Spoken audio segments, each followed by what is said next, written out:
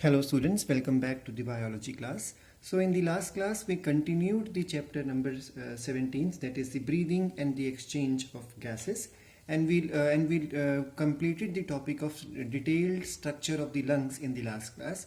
We learned that the lungs are a pair of respiratory structures which are present in the case of the tetrapods. Tetrapods means those which have four limbs to walk, or otherwise two limbs to walk. So such animals carry pulmonary mechanism of respiration. We learned that the lungs are situated in the thoracic cavity, and lungs are surrounded by certain structures, and we learned about those structures in the last class, that the inferior or the below just below the lungs we have the diaphragm, then in front of the lungs we have sternum, on the sides of both the lungs we have ribs, and the back side of the lungs we carry the backbone, or what you call as the thoracic segment of the backbone or thoracic vertebrae.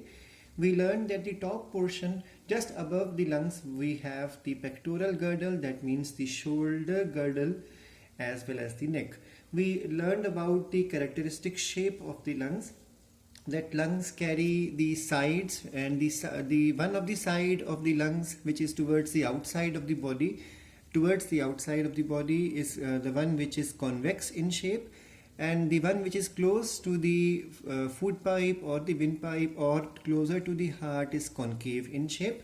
And we learned that the tip of the lung is conical to some extent. The tip is apex of the lung, and the base is dome shape.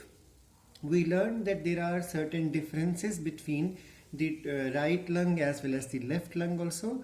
We learned that each lung is covered with a thin double membranous sac which is called as pleural sac, also called as pleuron membranes or pleura. There are two pleura present here because I just stated that there are thin double membrane sacs. So the outer one is called as parietal and the inner one is called as visceral.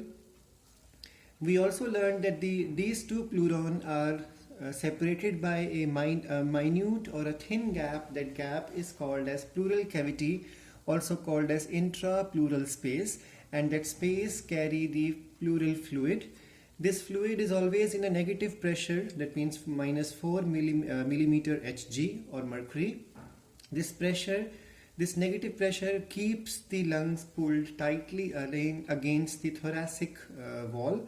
We also learned that this fluid plays a crucial role because it helps in the frictionless motion of the lungs. It also acts like a shock absorber and it keeps the lungs moistened. So these are the important things regarding the pleural sac we learned in the last class.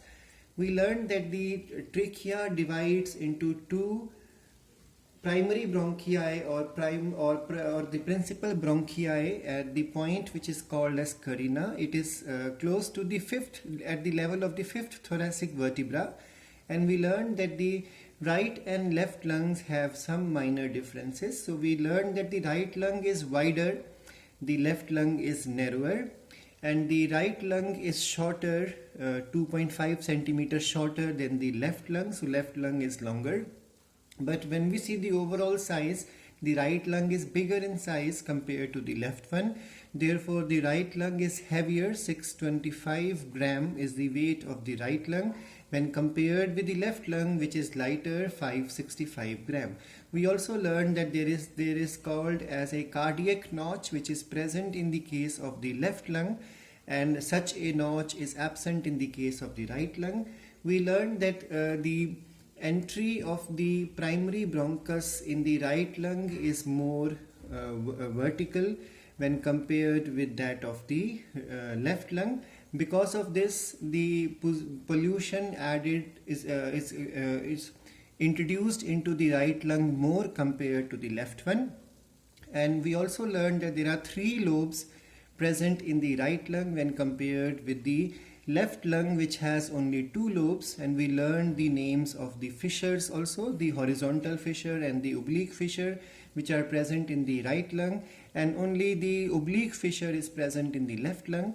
And the right lung carries 10 segments and the left lung carries the 8 segments.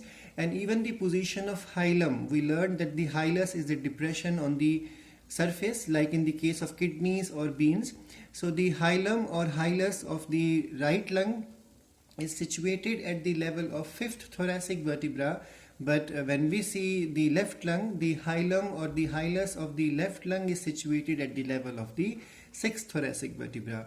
We learned that the birds carry additional structure which is called as syrinx, and in the case of birds, the voice box or sound box is not larynx but it is the syrinx. We also learned certain differences between conducting zone and the respiratory zone. The respiratory tract from trachea to the terminal bronchiole is called as conducting zone, and the respiratory tract from the respiratory bronchiole to alveoli is called as the respiratory zone.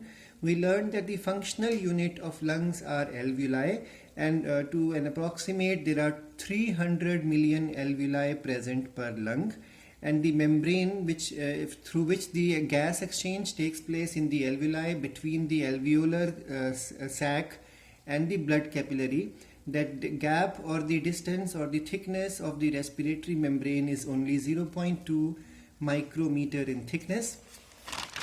We also learned that there are two types of lungs possible according to their function: positive pressure lungs and the negative pressure lungs. In the case of human, it is negative pressure which is developed inside during inspiration, and such type of lungs are called as solid lungs. And examples: human, that means all mammals will carry negative pressure one. And in the case of amphibians, example frogs, the pressure developed is a positive pressure during inspiration, and such a type of lungs are hollow lungs.